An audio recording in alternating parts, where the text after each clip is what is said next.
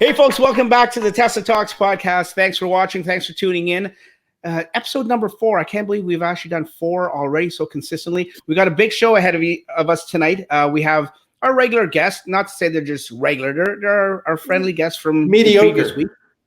Yes, let me introduce him to you right now. And we also have one special guest that needs no introduction. Everyone knows him. But let's start with in the top corner next to me here. We have Ryan from Nerds for Hire. Say hi, Ryan. How you doing? Hey, everyone. Good to see you again.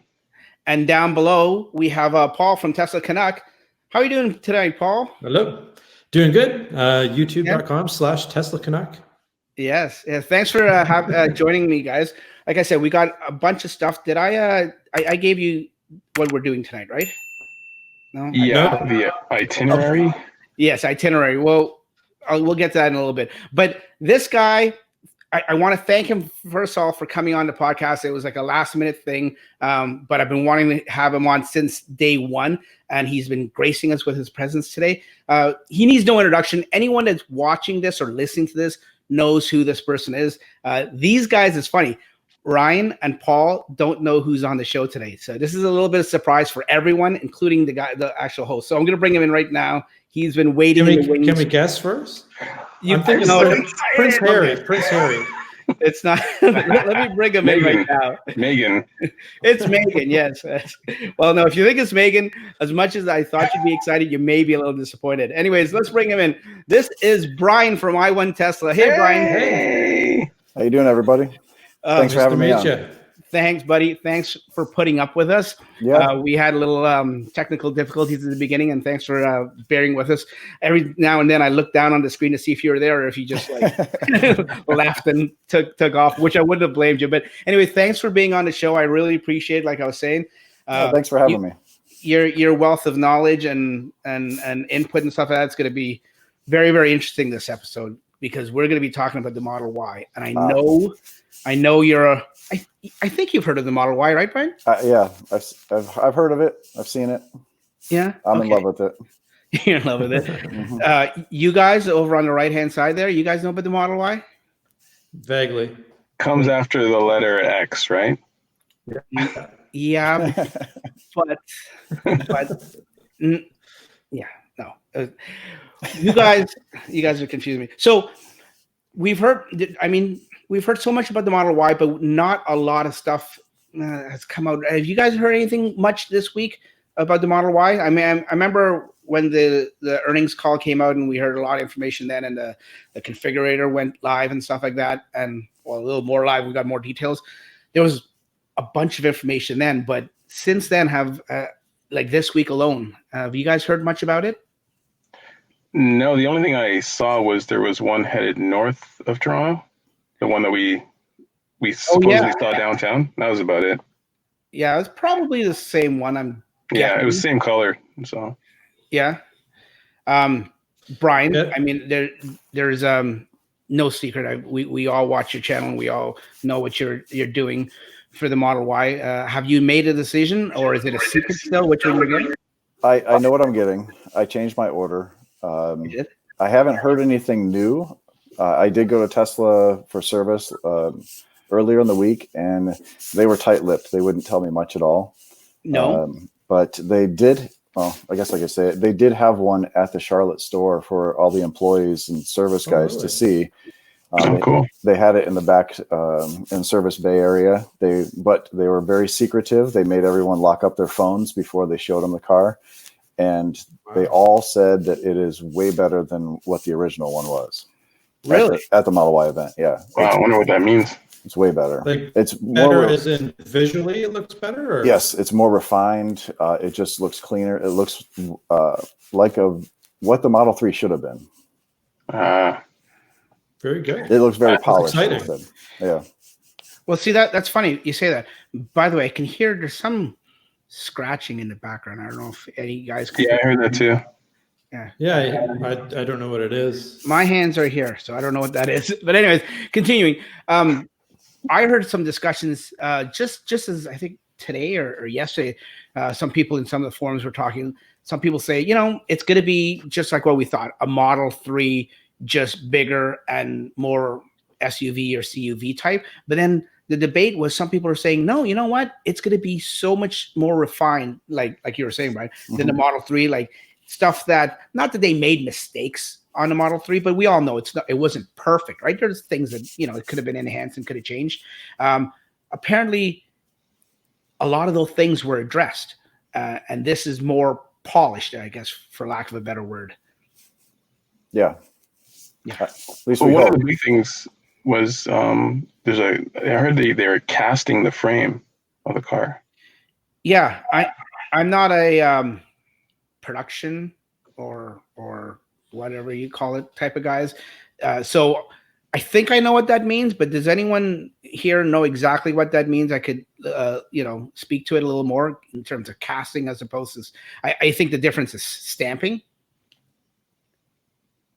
Yeah.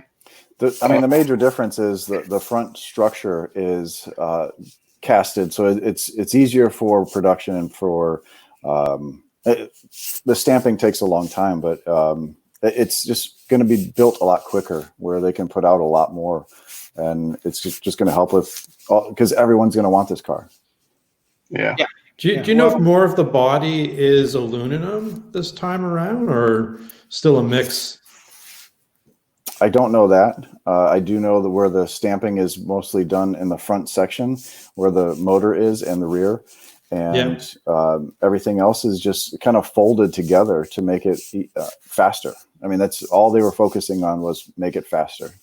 So they can churn out more vehicles more quickly. Yeah, that makes sense, right? You don't want the bottlenecks that we saw with the Model 3.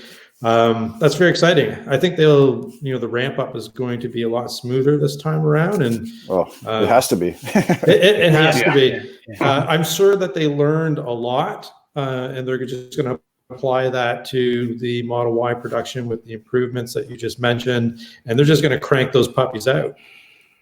That's the plan.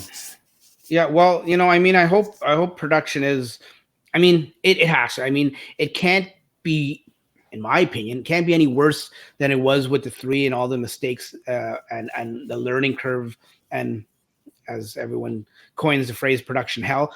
I don't think we'll see that with the Y. Will there be hiccups? I'm sure there will be, right?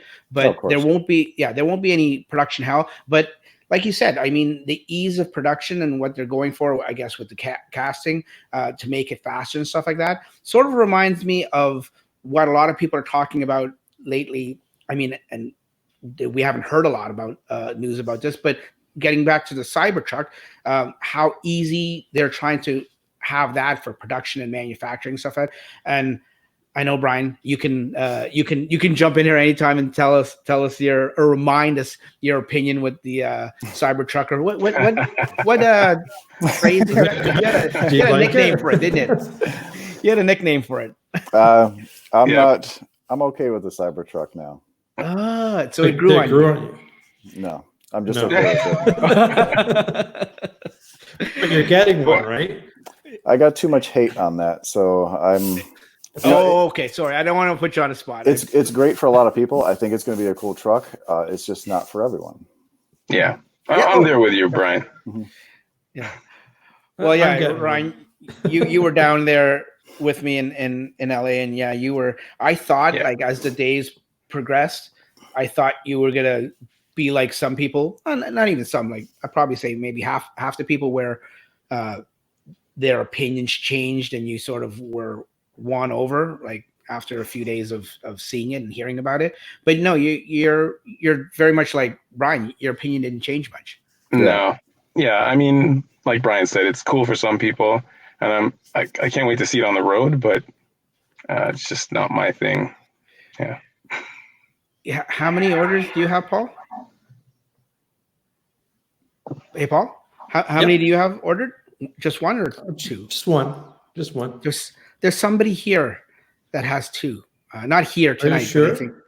I thought there was Franklin again.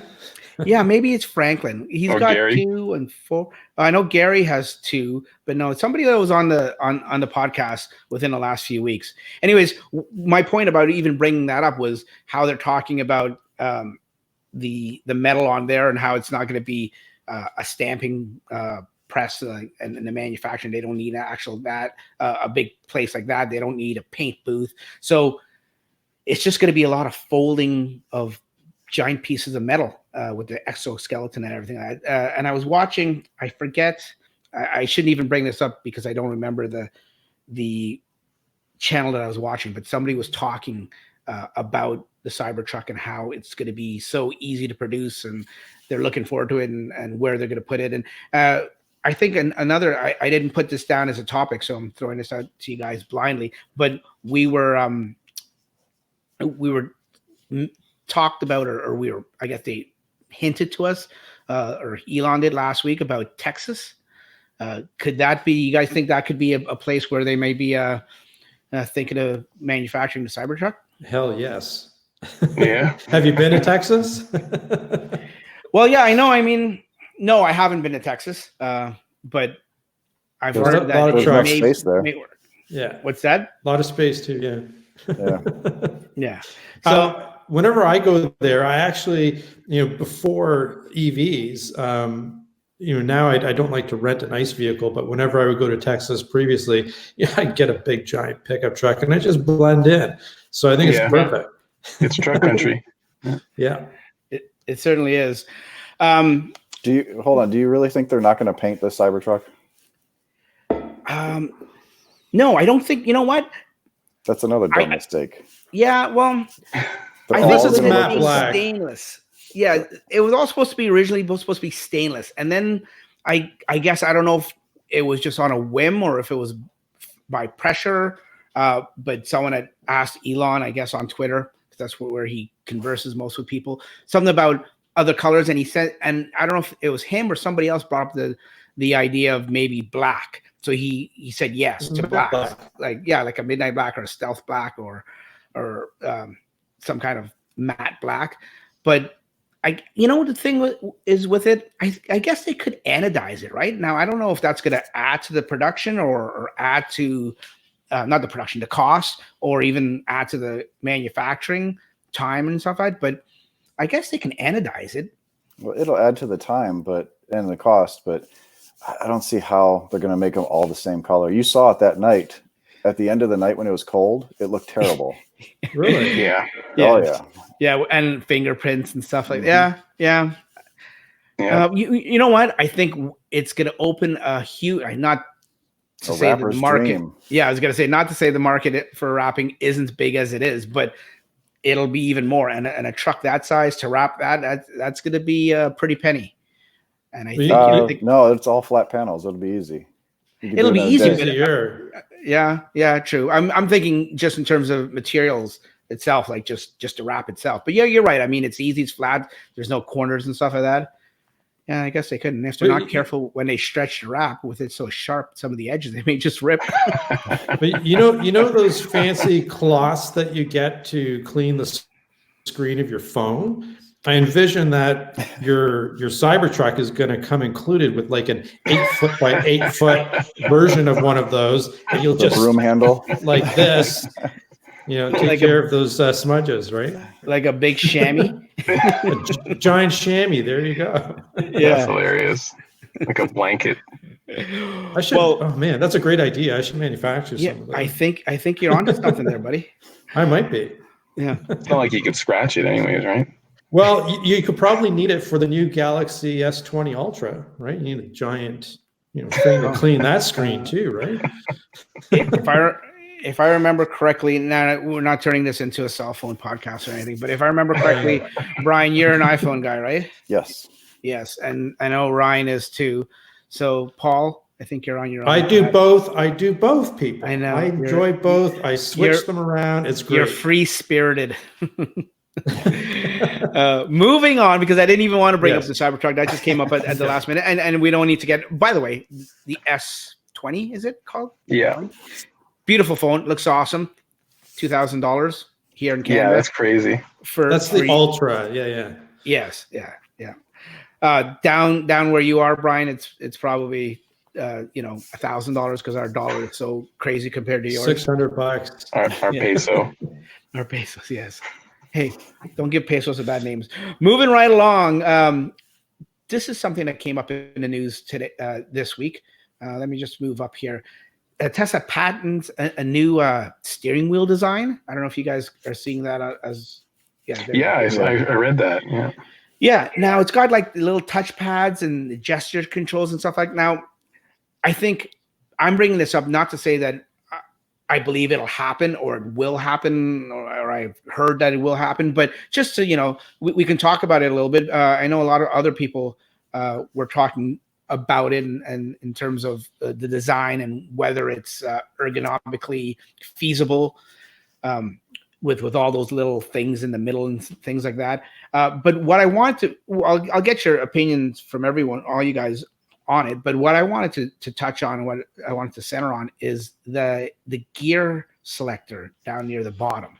But what's your opinions on it, guys? Do you think do you like the design? And B, do you think it'll ever come to actual production? Okay, well, I'll go first. So the dual pads, I guess they're replacing the wheels on the steering wheel. Is that what it's doing? The scroll wheels? Yeah, it looks like it. Yeah, so little knobs, yeah. So the idea I have behind that is that, it's less moving parts, less failure. So that's probably why they're going with it. That's exactly what I was going to say, is that we know that Elon does not like moving parts and like dashboards with all these flips and knobs and stuff. So I think it makes perfect sense. Get rid of the mechanical scrolling wheels. It could be harken back to the days of the BlackBerry with the little mouse touch thing, right? Where you just do stuff and interact with it like that. Who knows, right? I don't know. Well, but capacitive touch, though, right? Yeah. Exactly. I hate the what's at the bottom there, the gear selector. That doesn't make a lot of sense to me. Well, this is what I want you guys to chime in on, and then I'll tell you my opinion at the end. Brian, what do you think about it? I think it's just Tesla's way of getting rid of buttons so they can change things in the future with updates. Because if you have a physical button, you can't change that. But I don't like the gear selector on the bottom. Yes, it's horrible. Yeah, it's weird. Well, yeah, it is weird. I don't know if it. Here's my take on it. Okay, the wheel's a wheel, and all the interface on it, like Brian says, it's going to be software controlled, so they can manipulate it a lot more, and they can do whatever they want. I heard some people say, you know what, to put the gear selector down there is not a good idea because you may hit it by accident as you're turning the wheel or something. But as we know now, I mean, you're driving down a road right now where it's on the right-hand side of the stock, and you hit that by accident, nothing happens because the car is smart enough, the software is smart enough to know that it locks out the gears over a certain speed or something like that. So I'm not worried about that. But what made me interested about it, and why I think it actually may come to reality sooner or later, is because now I didn't get a ride in it. Getting back to the Cybertruck, I didn't get a ride in it like probably a third of the people that were in line that night. And I know, Brian, you were off to the side anyways. I don't know if you didn't. I didn't stand in line. Yeah, you just chose not to. You're one of the smarter ones, I guess. But from a lot of the videos and from people that I talked to that did get a ride in it, and you can see that one glaring omission that it didn't have, and we didn't know if it was because it was a pre-production thing, but it didn't have gear stocks. It didn't have stocks like turn signal and stuff like that, but it also didn't have a gear stock, if I remember correctly. Like, I'm 99% sure. So I'm wondering if this may be for the Cybertruck, because to replace the gear stock that they didn't have in that version, at least. And of course, it also didn't have side mirrors, and that may end up in it anyways. So I'm not saying 100%, but this may be the actual wheel for it, because the wheel that was in it, that the guy was driving around to give everyone rides in it, that one and only one that went out for test drives and had to have the glass replaced and everything. There's no way. I shouldn't say with Tesla. I got to be careful what I say when I say no way, but it's very unlikely, in my opinion. And I'm no expert. I'll throw that in there. That steering wheel is going to be in a pickup truck. It doesn't look like a pickup truck steering No. wheel. Well, yeah. Those are There's a concept patent wheels. filing though, right? Like doesn't necessarily have to look like that. They're just No, I'm not talking about this one. Sorry, Yeah. sorry. Maybe the one that was actually in the one that went out for test drives. So one that looked, it was Brian. Correct me if I'm wrong. It was the Roadster steering wheel, was it not? It was like that. It was cut off the Yeah, it top, was like that. which I don't think is legal everywhere. So they're not going to do that. That's just for show. Yeah. Well, they never even thought about the legalities, but just for practicality and actual everyday use for a pickup truck.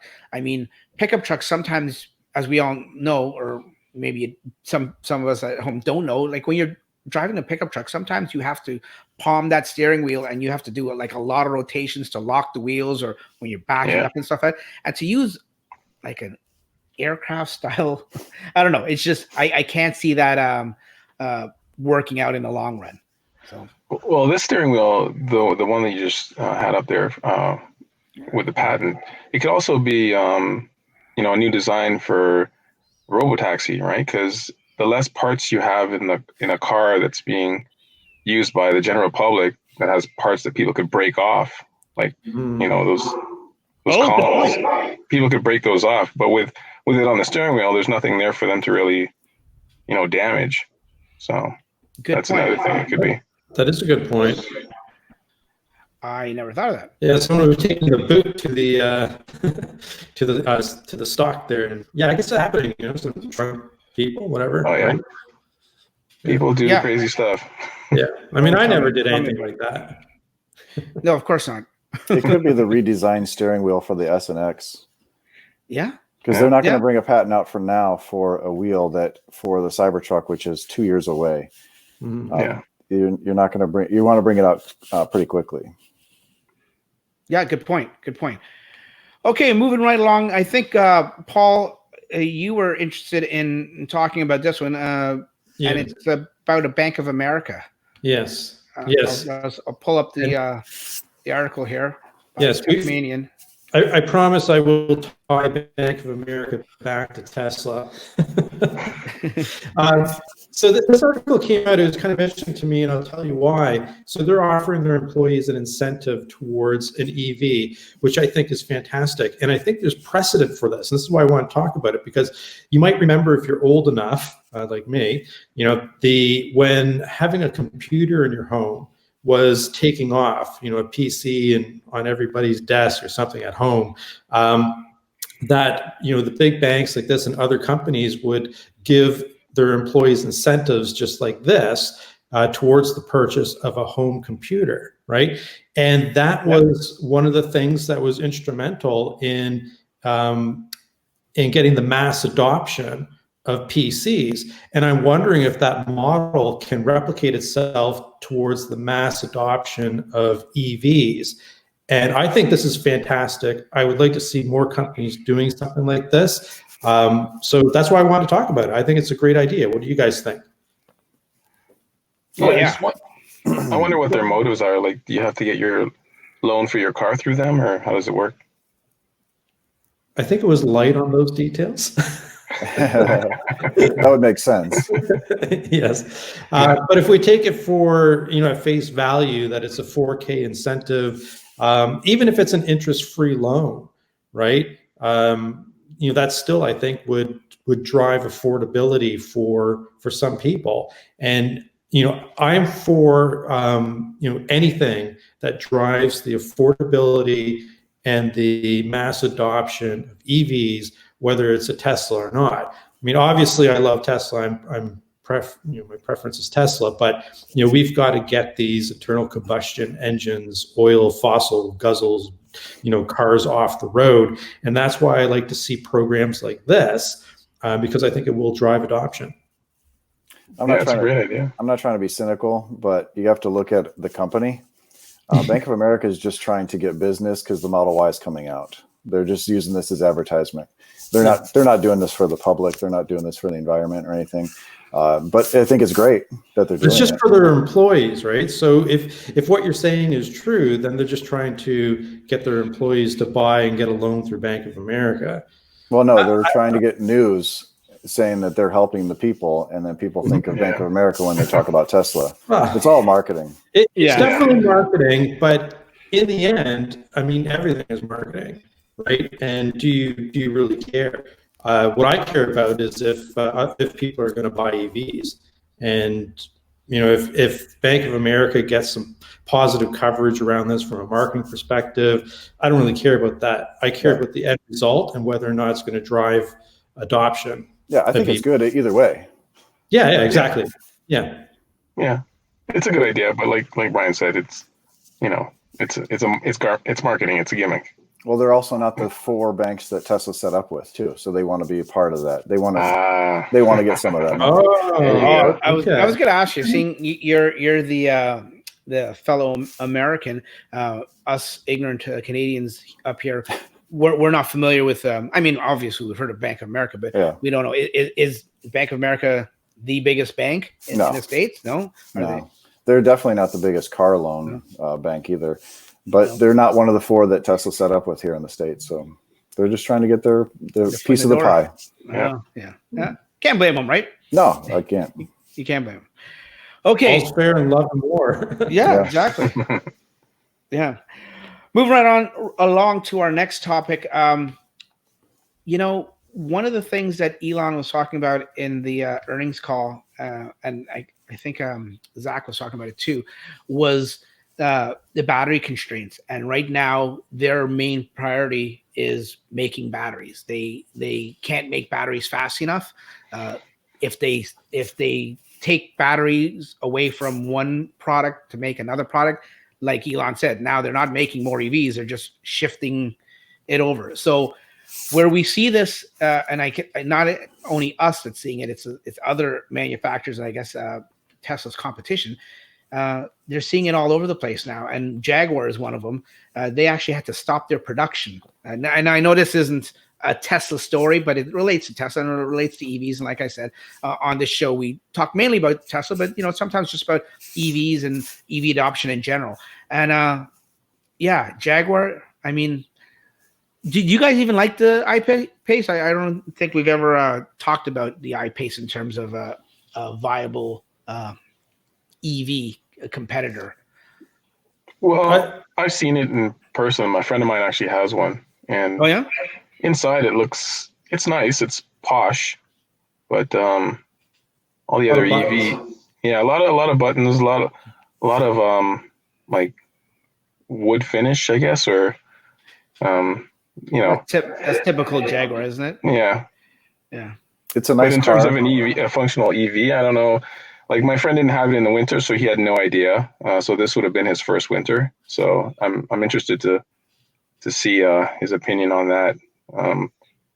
But in terms of range, it doesn't match up. Like nothing really matches up to Tesla. So no. It's a nice car though. We had one at the track. We did a track day here in North Carolina, and one of the guys brought in one of them just to show people because it was a big EV event. And we took it out on the track, and it's pretty fast. It's small though. The Y is going to be bigger than the car, and half the price. Yeah, it's not very big at all. It's not comfortable. I didn't think it was very comfortable. Yeah, but I am also a giant. You and I are about the same size, Brian.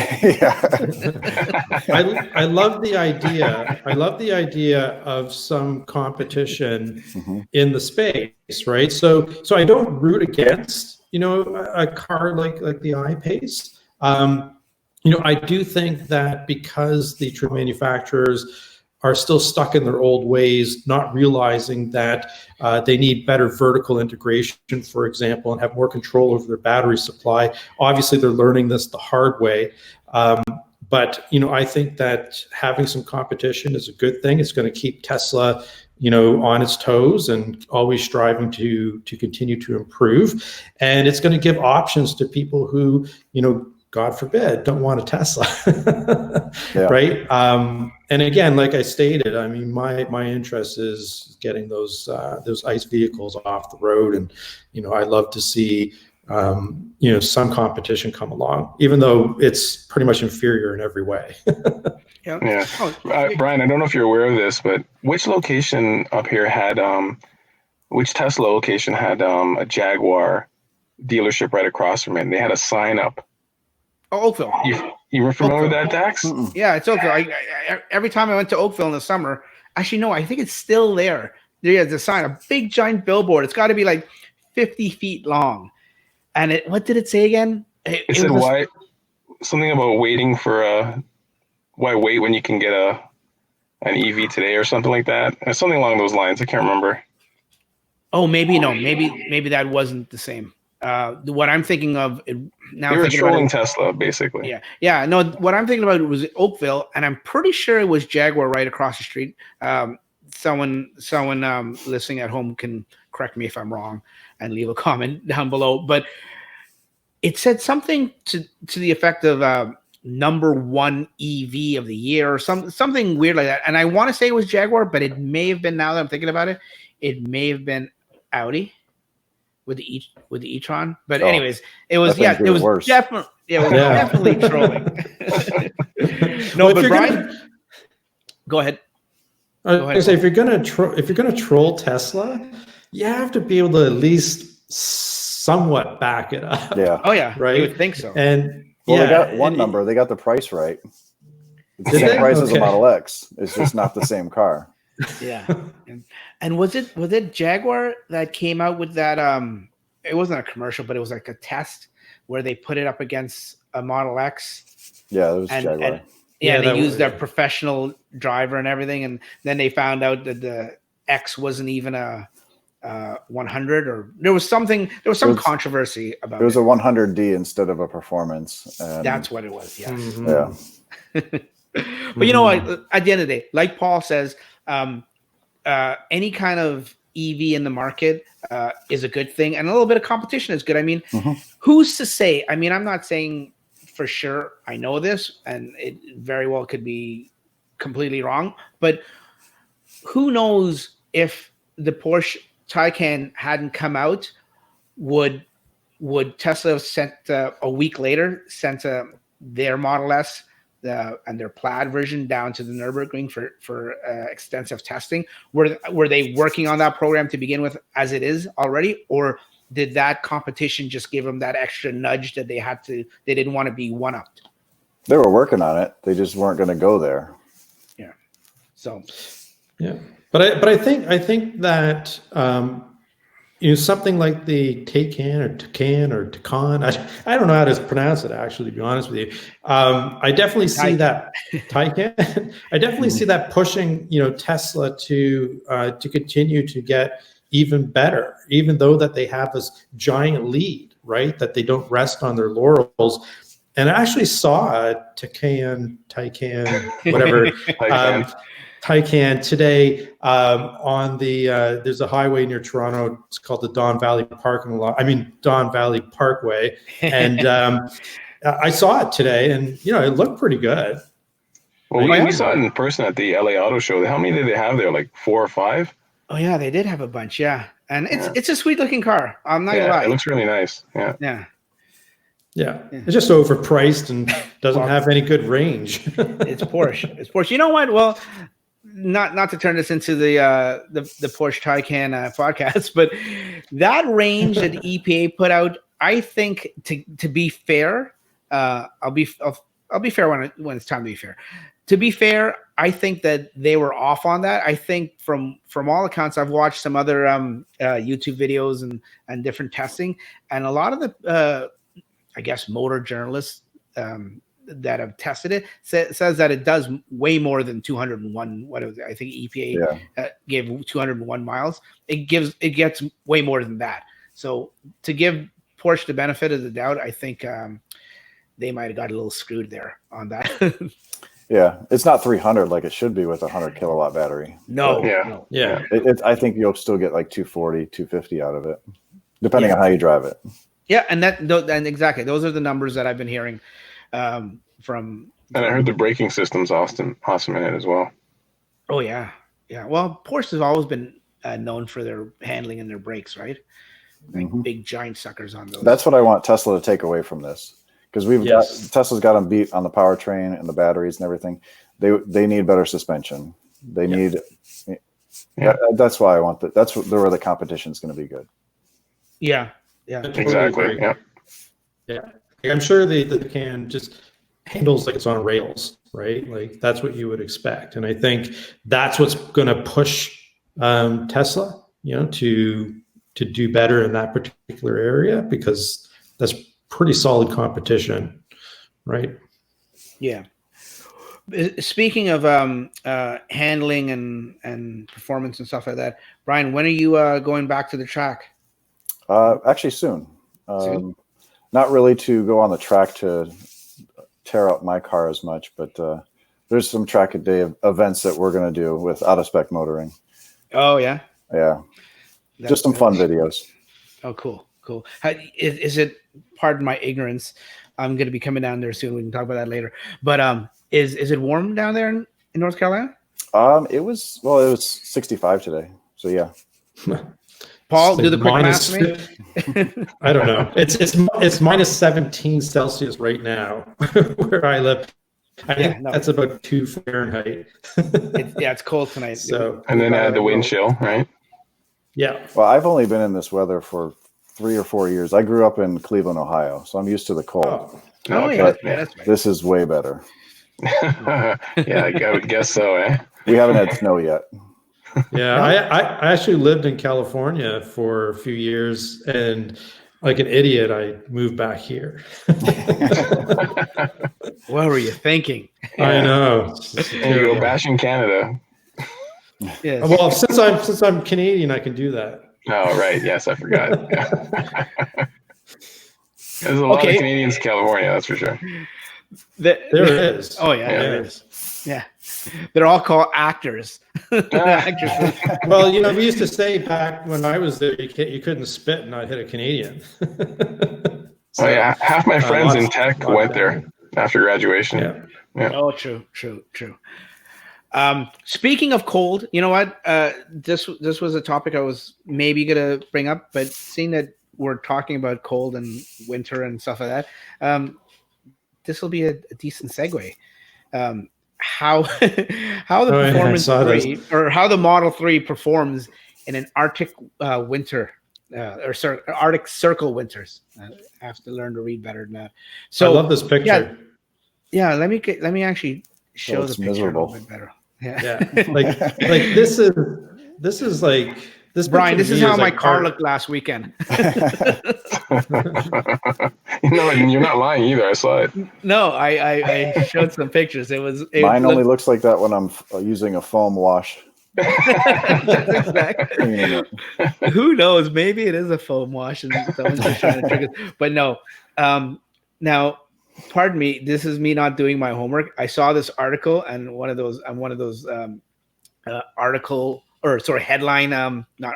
headline readers, and I didn't really go into the depths of the article itself. So I don't know if any of you guys ended up reading it or heard about it, but and maybe you can give us the meat and potatoes. And if you didn't, then that's fine. But basically, just once again, I think it's a good article. At the end of the day, I think at the end of the article, it talked about it actually can do it.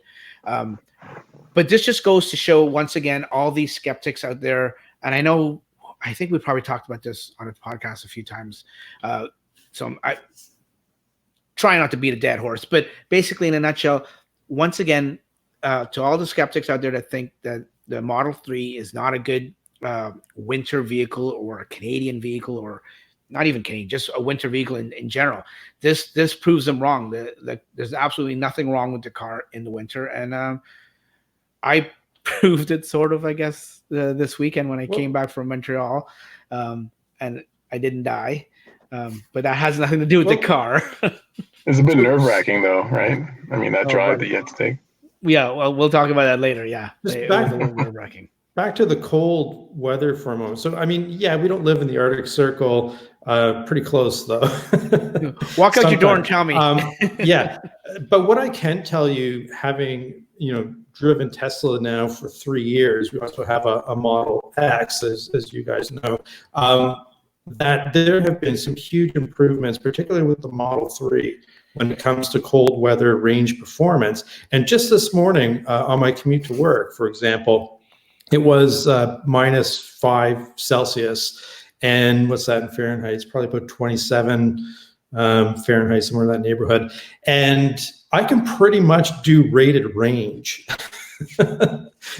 Whereas last winter, right, on the same commute, I would be, so rated range is 150 watt hour kilometer, 257 watt hour mile, if I recall correctly. And to be able to do rated range at -5 C this year versus last year, I was like, and you were so what's the difference? What you were are doing you using rated scheduled range? departure? Wow. No, I swear, like in some of these releases that we're getting, right, some of the undocumented stuff, the bug fixes, I think that there's been some serious attention that the engineers have put towards improving cold weather performance, because now there's so many Teslas out in the wild, right, versus a couple of years ago. They really had to do something to address the range loss. And I can tell you from my experience, right, versus last winter, the cold weather range performance is at least twice as good compared to what it was last year. So like pretty significant improvements. So I'm not surprised that you could drive a Tesla up in the Arctic Circle. Well, I also noticed a difference too, but I chalked it up as we've had at least up here in Southern Ontario, we've had a much milder winter this year than last year. Not drastically, but I have noticed it. So I'm not, and by all means, Paul, I'm not discrediting what you're saying, because I think, yeah, they well, did if I'm full of, you know what, tell me. No, I'll tell you, buddy. I'll tell you. We should get Mark here. Mark will tell you. Speaking of Mark will tell me. Mark, the backseat baller, he's been on the podcast a few times. Get well, buddy. He's had some personal medical issues this week, and he'll be fine. He's not dying or anything. I make the joke earlier that he was dying, but he's not dying. He will be back shortly, and we're all sending him our best wishes. Anyways, getting back to what were we talking about? I get off on range, better range. The range, yeah. And I think they have done something to it. Now, I don't know what. I guess it doesn't get too cold down there, does it, Ryan? Did you notice any kind of range loss, like huge? It gets in the 30s and 20s at nighttime. Do you get? I get the dots in the morning. That's what I was going to ask. Do you use scheduled departure down there at all? I do for my wife's car. I don't go anywhere, so yeah, we do schedule it. Don't go anywhere. But yeah, it's for a little bit. There's a couple dots. So I would say that, yeah, what Dak said was correct. Like, we've had a milder winter, and this year I have also noticed better range. But I also think it has to do with the scheduled departure, because you're getting more regen in the morning when you leave. So you would get better range in that case. Yeah, it would make sense. Right? It would make sense. Now, regarding... But I've done cold range testing, like with the battery being stone cold, right? Like keeping it outside of the garage. I did a video on it a few weeks ago. And the worst case scenario is like when you do like a really short trip, right?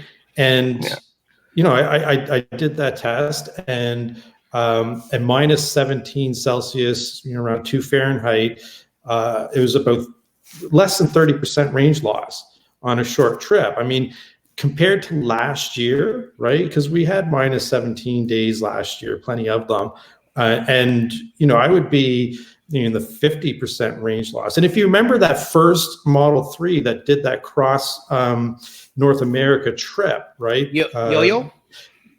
Yeah, I can't remember who it was, but they really were complaining when they hit Canada. All of a sudden, they across the border, it got really cold.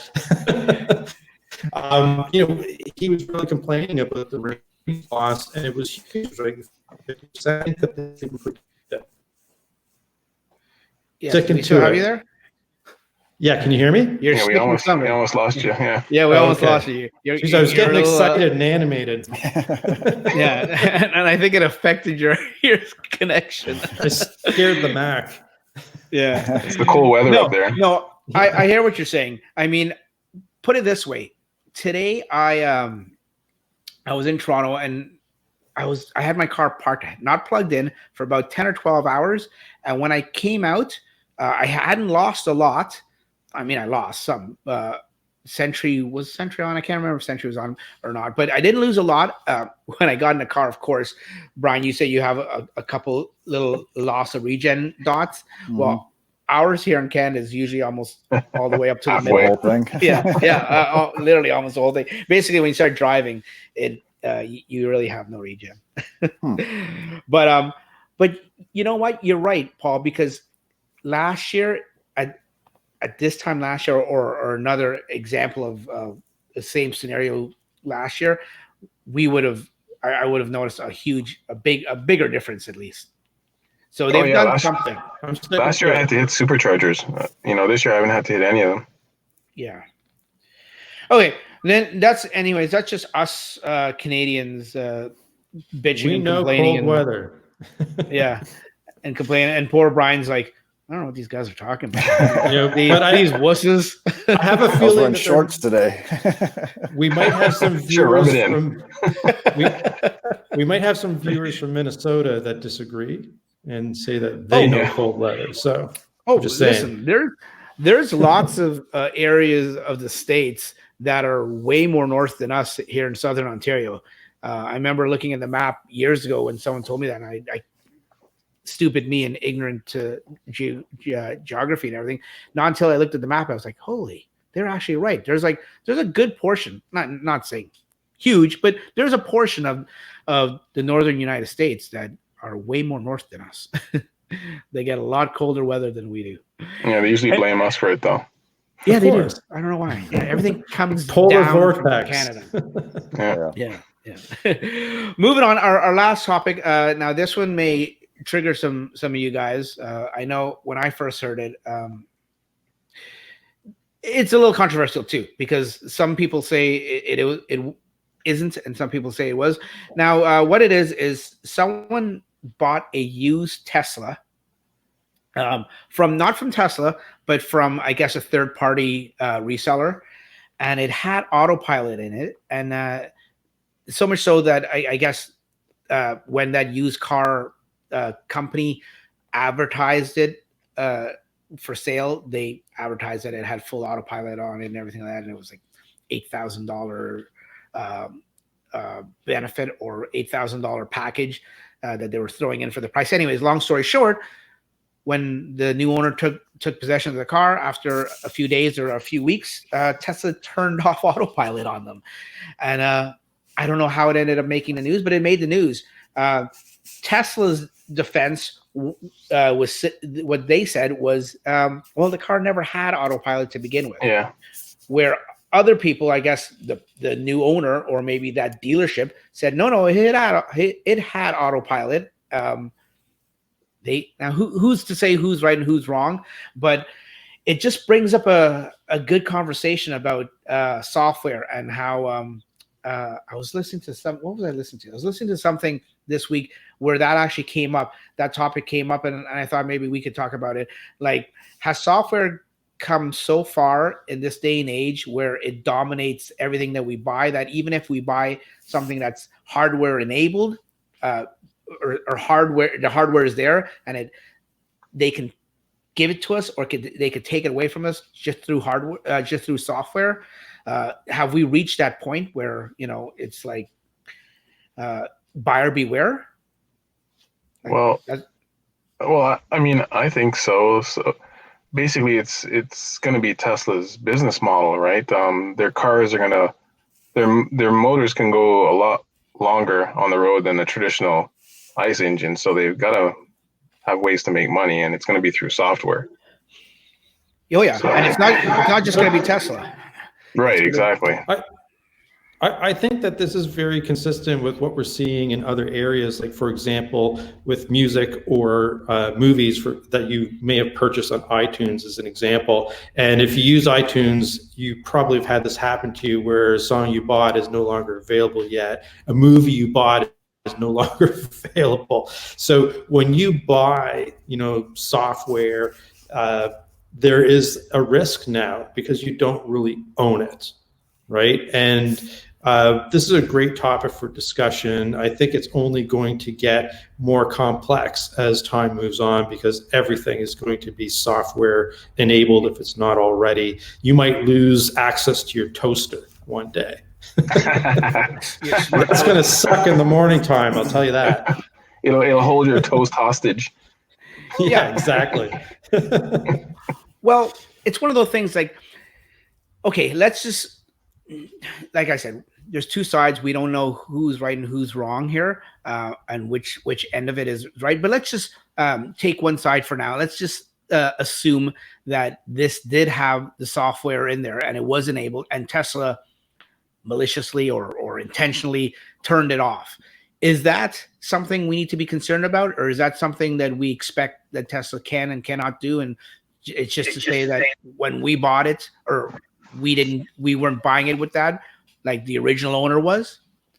Well, what probably happened was when the first person picked up the car, it had autopilot enabled, but they didn't pay for it. And they didn't say anything to Tesla, and Tesla didn't know about it. But as soon as it changed owners, it comes up. And Tesla said, wait, that's not supposed to have it. So they just turned it off. Yeah. It was never bought. Yeah. Yeah.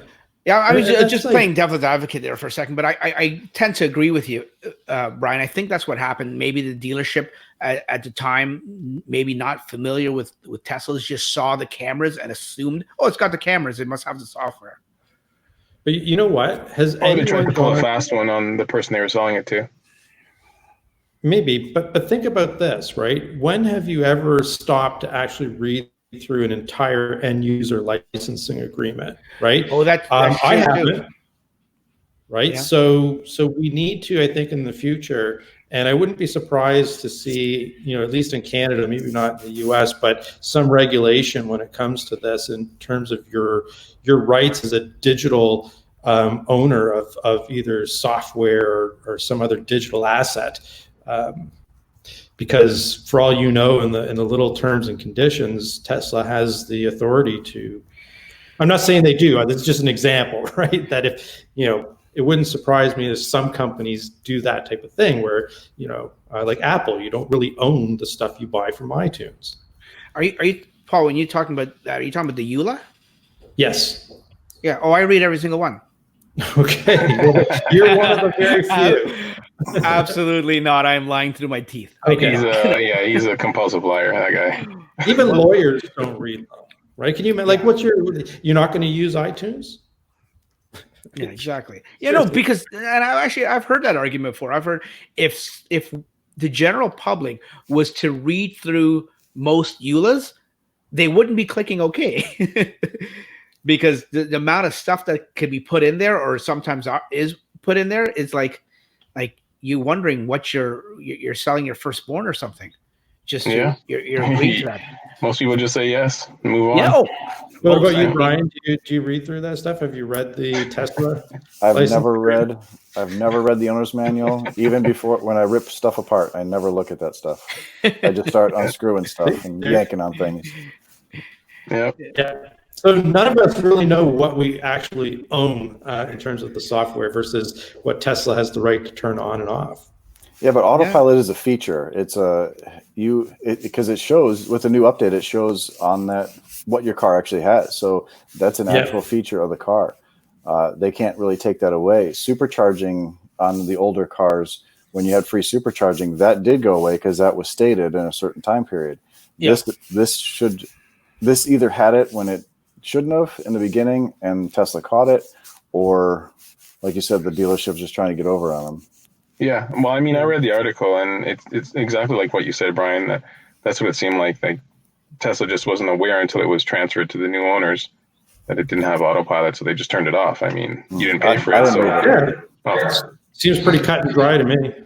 Yeah. You know what? I wouldn't put it by the dealer for 1 second. And I don't. Oh, for sure. Keep in mind, I don't know what dealer it is, but I can tell you a story without using names. I'll just say Toyota, and I won't mention the dealership. But when I had my Highlander a couple of years ago, I got the extended warranty. I think it was like it added another 5 years. So it had like an 8-year warranty, bumper to bumper, didn't have to pay anything, free oil changes and everything in there. So I bought that. And now when I was trading it in to get the truck, because we needed something bigger, I said to the sales guy, I'm like, is my extended warranty that I got, is it transferable to the new vehicle? And he said no. I'm hearing my own voice here. And he said no. I'm still hearing my own voice. Anyways, I'll continue talking because it was a different vehicle, which I understood. And so my follow-up question to him was, okay, so the new owner that buys this vehicle, this Highlander, are they going to get this extended warranty attached to this Highlander? And he looked at me and he's like, they're supposed to. And he smirked. And I'm like, what's that supposed to mean? He goes, they're supposed to. He goes, but it never happens, man. And I'm like, really? So basically the dealership just pockets that money. Well, I used to sell cars for 8 years. And well, in the States, of course, I don't know how it is up there, but the warranty depends on how long you had it. You should have gotten some of that money back. So if you've only had it for a couple of years, they could have applied for some of that the warranty you didn't use as back to you. But otherwise it just goes away. I'll be right back. No, I'm just kidding. I didn't see one penny of that. I had to get another one. I didn't get the one as big because I was anticipating. But dealerships are honest, aren't they? Oh yeah. There's a reason why they call them stealerships. Yeah, I saw it's actually, we're digressing here, but there's a video on YouTube with this guy that does this 4-quadrant thing about how a dealership rips you off. Really? It's actually a very interesting thing. Very true. You probably know about it, Brian. Yep. I know all the tricks. Yeah. Is that the dealership that you have in some of your videos where you go down and yes, and you test drive with your ex employees? The bad mouthing, yeah. Oh yeah, where you have a lot of editing to do at the end. Yeah, those guys, that is out in the country, and those guys, those are the only 2 Teslas they've seen. It's wow. It's very entertaining videos. But they are getting they said they're getting the Mustang, and they want me to bring the Y up. And, oh yeah. But I'm not getting a performance, so I kind of don't. I don't know if I spilled the beans on that, but I'm not getting a performance Y. So I don't know if I want to race theirs. Okay, so so Brian, you're not getting the performance. Yeah. Are you keeping the 3? No. Oh. I'm actually making a video next week of all the features that I'm leaving on the car, and I'm putting it up for sale. Oh, cool. Oh, buddy, you have absolutely. I'd be shocked if you have any trouble selling that. There's 25 things I've added to the car through videos, including my signature. Yeah. So and that'll. No, it may be covered up from the camo now. Most of it, well, a lot of people hate that camo, but that's one of the features I'm giving. What I'm saying in the video is, whoever wants to buy it, they can have that wrap, or I'll remove it, or I'll wrap it in whatever color they choose. They buy the material, and I'll do a video on it. But I know a lot of people hate that camo. Really? I think it looks kind of cool, but I thought it looked cool. Where did that? I'm just curious.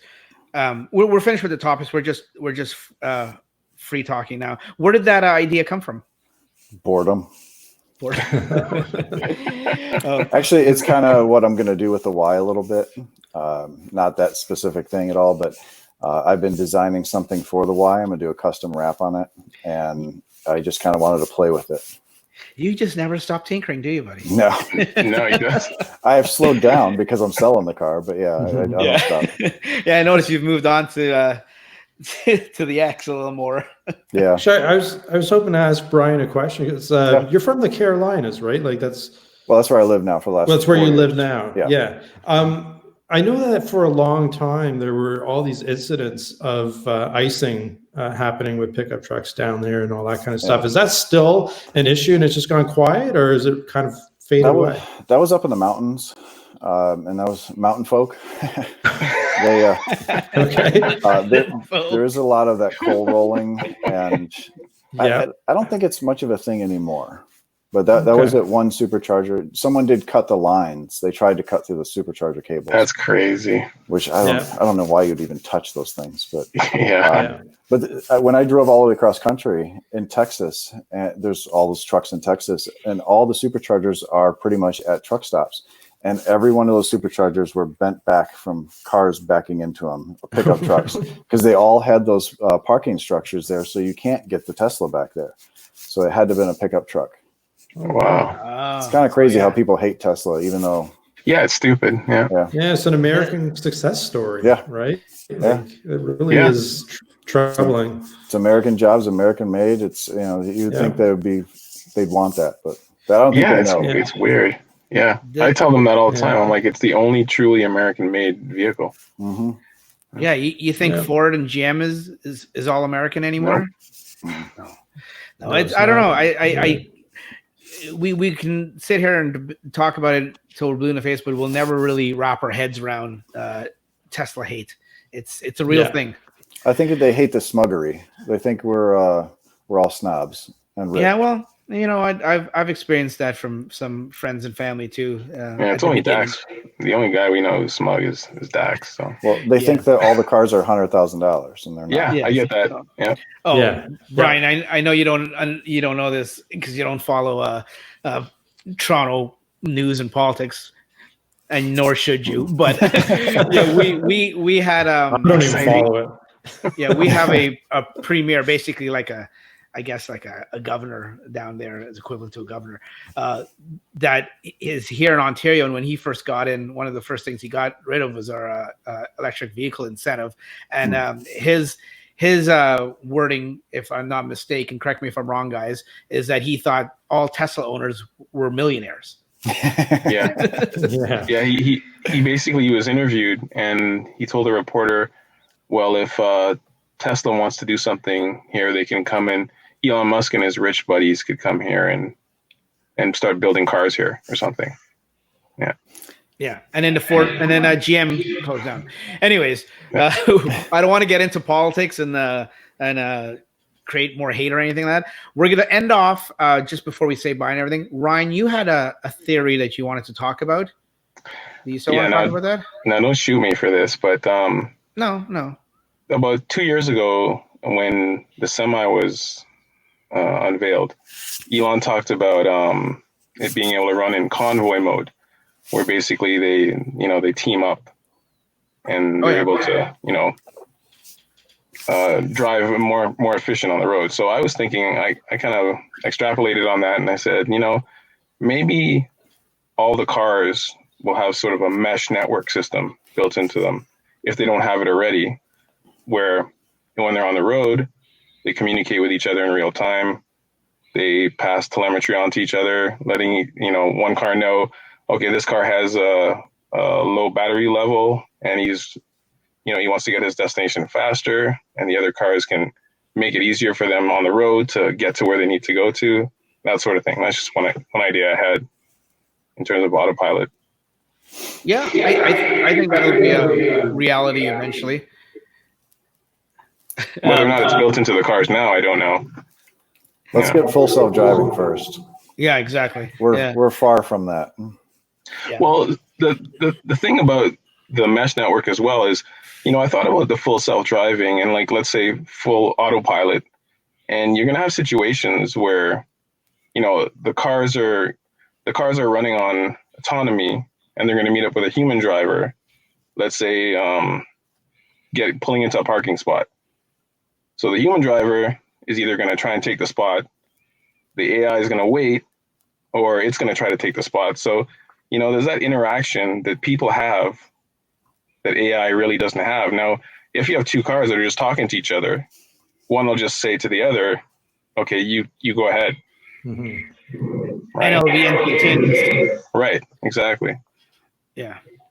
So I think that's the end game for autopilot. Like to have all the cars talking to each other. It's going to take 20, 30 years. Yeah. But I agree. But if Tesla can outsource that, well, not outsource, if they could sell that technology to other manufacturers, then they'll pretty much become, like, if not the most valuable company in the world. They're not yet. They're pretty much they're on the getting way there.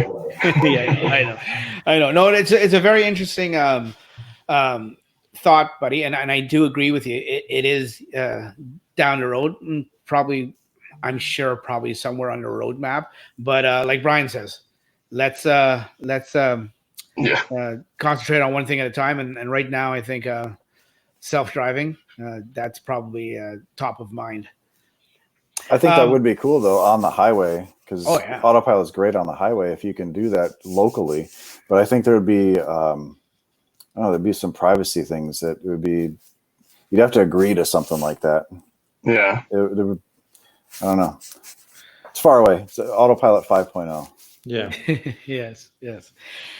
Okay. Well, hold on. Before you go any further, Elon did mention something about micro networks for spotting potholes, right? Mm-hmm. Something along those lines. Yes. So, which is curious because it can. A stop sign. I think Eric did this video before. They held a stop sign up and it remembered where that stop sign was. Yes. So it's learning. I'm working on a video trying to do something like this in my neighborhood. If you can teach a Tesla something, if it stays cached in there, or if it'll remember after you park it too. So I don't know if it's just specifically to that car or if it's going to work with other cars. Yeah, I hear you. Yeah, no, I remember watching Eric's video with that stop sign where David just held up the stop sign. Yeah, yeah. Anything else to add to that topic before we move on, guys? No? Okay.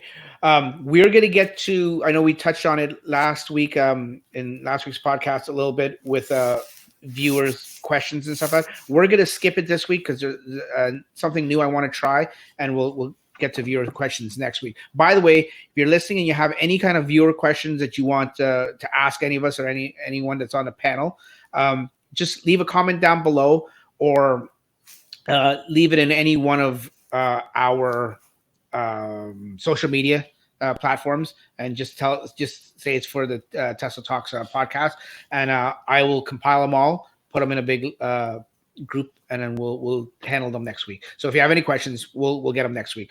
What I want to do this week is it's actually one of the Facebook members suggested this to me, and I thought it was a great idea. We're gonna just go around all four of us. I'll do it at the end. I'll let you guys go first.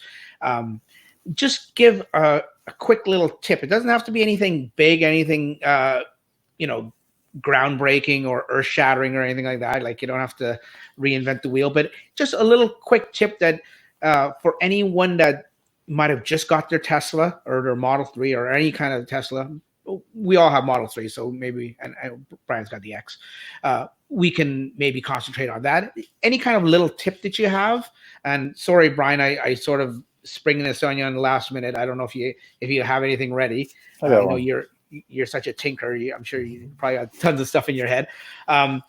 We'll just go. What if? Yeah. When is your what if next video coming out? The what if video. I do a lot of those what ifs. I did a lot of them, and they never got a lot of views on them. Really? So I kind of held them off a little bit. I might hold off until the Model Y. Yeah, and it'll be Y. Okay, well, if you have one, that was corny. I know. We'll start off with you. You're our special guest tonight. So you have a little quick tip for all the viewers at home. This was something that was big in the beginning when the Model 3 first came out. Everyone was complaining that can you leave your phone in the car? It won't lock up then. The only really good way to do that is to take the key card with you, but go into the Tesla app, swipe over to another car, or swipe over to the Powerwall, and then that Bluetooth connection is gone, and you can lock your phone inside the car. Oh, that's a good one. That's a good one. It's the only way to do it. Without turning your phone off, it's the only way to do it. Oh, I didn't even know that. I didn't even know you could do that. Swipe over. The only way I know that is it's annoying because when I look at my wife's car and then I walk to my car and I forget to swipe over to the 3, I can't open the door. Oh, okay. See, happens to me every morning. Mm-hmm. Yes. I forgot you. Yeah, you have an X2, Paul. I'll have that problem in 2 years. Right now, I just have the single Tesla, so I don't have that problem. But Paul, do you have a tip for us? Yeah, if you are going to visit like a cabin in the woods for like skiing or in the summertime, you're doing some whatever you do in the summer, and you're far from any EV charging stations, don't forget about trickle charging. Right, if you're going to be somewhere for like a 2-3 days, even you can practically get a full top up just from a 120 volt outlet that most cabins in the woods, or cottages as we call them here, have. So don't forget that your car comes with everything you need to do trickle charging. That is so true, and it's so important. People neglect that, or not neglect it, but they sometimes think don't remember it's not it, right? Worth it. Yeah, they don't remember it. Exactly. So that's a good tip. Yeah, thanks. But that Ray. also changes in the winter time too, because if it's too cold, you won't get anything. Yes. You'll maintain battery warm. Yeah. You got a tip for us there, Brian? Yeah, mine's I guess it's a new one because it came with YouTube. So basically, if you're looking at YouTube on your phone, you can share it with the car. Oh, yeah. And once you get into the car, it'll just start up as soon as you sit down where you left off in the YouTube video. That's pretty cool. Very cool. Yeah, that's a great tip. Just like location, right? Like if you're doing something on Google, same kind of idea. Yeah. You just have to have the Tesla app as an option and when you want to share it on the phone, because a lot of people don't know you have to set that up first. Yeah, there's somebody on YouTube I know has a video on how to do that. I forget who it is. Yeah, I wonder. Anyways, thanks for those tips, guys. But yeah, probably, yeah. My tip comes from experience this weekend. I went out to Montreal from here in Toronto area. And my tip is when you're driving in snow, this is probably for more of our wintry northern listeners. When you're driving in snow and or ice, it's probably a good idea to change your car into chill mode in the settings there, in the driving settings. Just near the top, I think there's one of the little toggles. You can go from, I think it's standard to chill, or just regular to chill, or maybe chill is just on or off. But there's a chill function or setting at the top. Change it to chill. That just sort of, if you don't know what chill is, it just sort of deadens, I guess, the responsiveness of the accelerator. So it's not as, what's the word, punchy, I guess you could say, punchy. And on top of that, because our regen, now that they've made it so much so much better and bigger, in winter when you're also on slippery surfaces, you might want to just take regen and just put it to low, from regular to low. So when you take your foot off the accelerator, your back end, and I'm saying back end only because I'm accustomed to the rear wheel drive. I think we all have the rear wheel. It sort of slides out a little bit if the regen kicks in too hard and it's not on low. So those are my two suggestions, only because going to Montreal, I was in about an hour of going down the highway in sheer black ice.